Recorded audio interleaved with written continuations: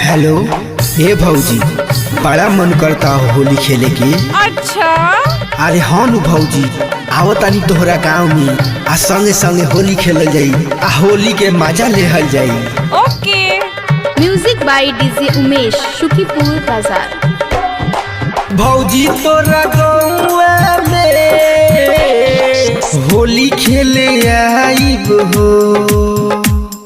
भौजी तोरा गाँव में होली खेले आईब हो। साचे कहतानी बतिया असुरंगवा लगाईब हो।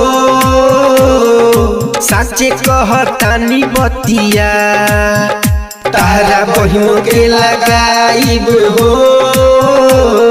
भौजी तोरा गौआ में होली खेले आईब हो। भौजी तोरा गौआ में। Presented by Guitar Films production.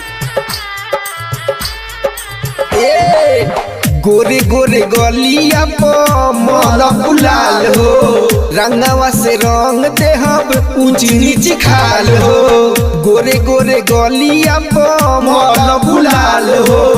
रंगवा से रंग देहब ऊंच नीच खाल हो। संगे संगे छोटकी के ढोढ़िया रंगाई हो। संगे संगे छोटकी के ढोढ़िया रंगाई हो। साचे कहतानी भौजी असो होली खेले आईब हो। साचे कहतानी भौजी असो होली खेले आईब हो। भौजी तोहरा गौआ में असो होली खेले आईब हो। संगे तोहरा बहिनों के भौजी रंगवा लगाईब हो।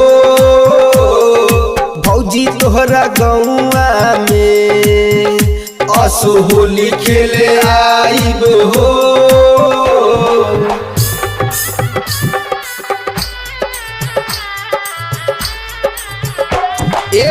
राजकुमार प्रेमी से रंग लगवई ह।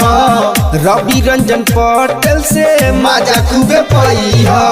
राजकुमार प्रेमी से रंग लगवई ह।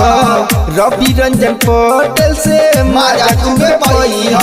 गरम गरम पुआ भौजी संगे संगे खाईब हो। गरम गरम पुआ भौजी संगे संगे खाईब हो। साचे कहतानी भौजी असो होली खेले आईब हो। साचे कहतानी भौजी असो होली खेले आईब हो। भौजी तोहरा गौआ में असो होली खेले आईब हो। संगे तोहरा बहिनों के भौजी रंगवा लगाईब हो। भौजी तोहरा गौआ में असो होली खेले आईब हो। गिटार रिकॉर्डिंग स्टूडियो कदमुआ टोला वेतिया। Mobile number 74 887 56 264।